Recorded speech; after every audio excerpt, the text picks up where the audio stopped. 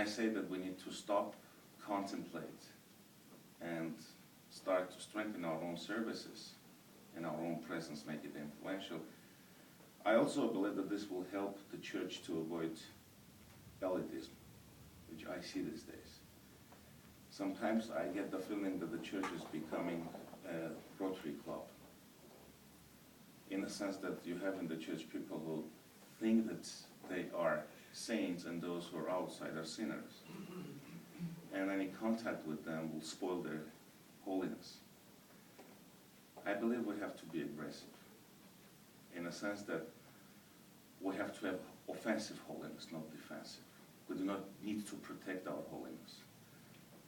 We have to go take with us our holiness, take with us Christ and the Holy Spirit, and reach the places where they do not have Him, do not have His Word.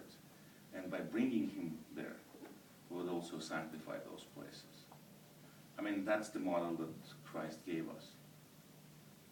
He was not avoiding contacts with lepers. He was not avoiding contacts with prostitutes, with drunkards. On the contrary, He was extending His hand, touching them, and making them pure and holy. And I believe the church today, especially Armenian Evangelical Church in Armenia, needs to follow that example. Go out and reach those who need this holiness, who need the Word of God to change their lives. So, this is the challenge that we have. And I believe if we trust the Lord, if we commit ourselves to this new goal, to this new destiny, and if we are able to listen to His voice, even if He speaks silently, we would be there.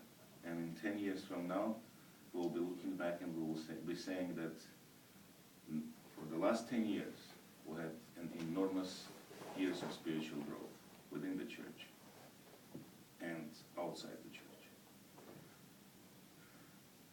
So, I'm praying for that.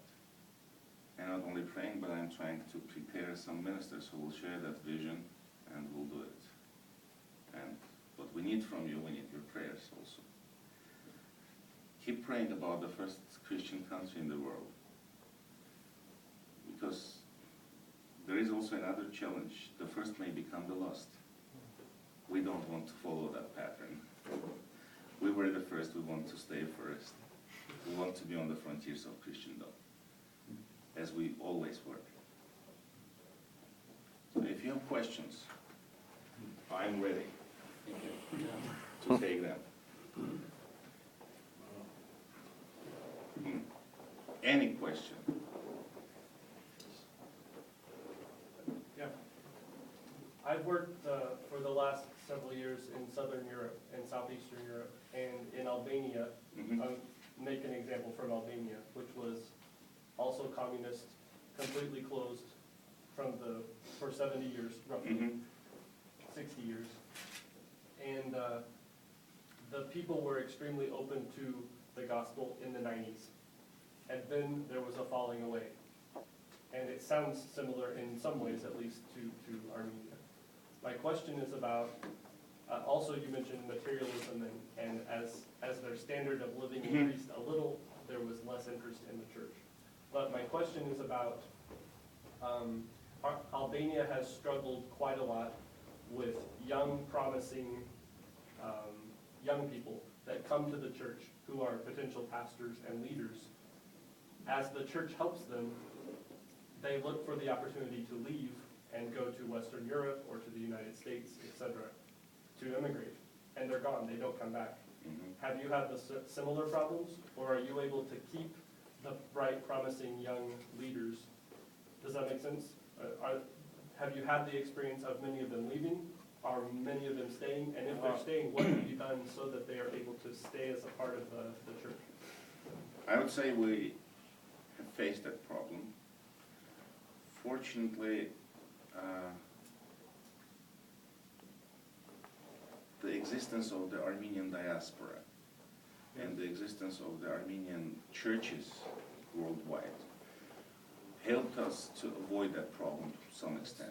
But of course we had and we have that challenge. Not in my case, I was in the US.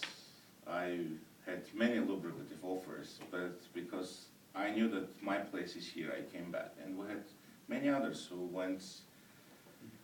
got their education outside and came back. But we also have that tendency that some people from here want to emigrate.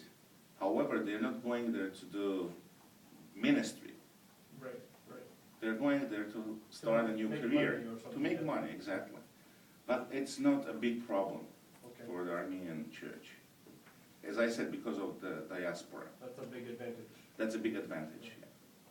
So we are able to provide, I would say, decent living here for them. And because we usually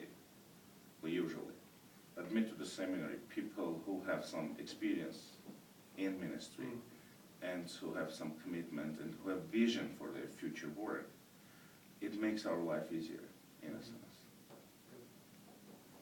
But this is a problem that I have seen in Russia, Yeah.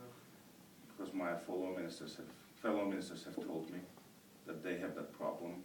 They send people to Western Europe or to the United States to get their education, and they disappear. Right. The same problem exists in Ukraine, in Georgia. In Georgia, we had an Armenian Evangelical Baptist Church which disappeared. The church disappeared. Yeah, you are laughing, but I will tell you the story. I mean, it was a church where the entire congregation was related to each other, starting from the pastor. The pastor immigrated to the United States with his family. Then the entire church started to move to the US. Now this congregation of 200 people is in Glendale, in California. The church disappeared, and it was a church which had about 200 years of history.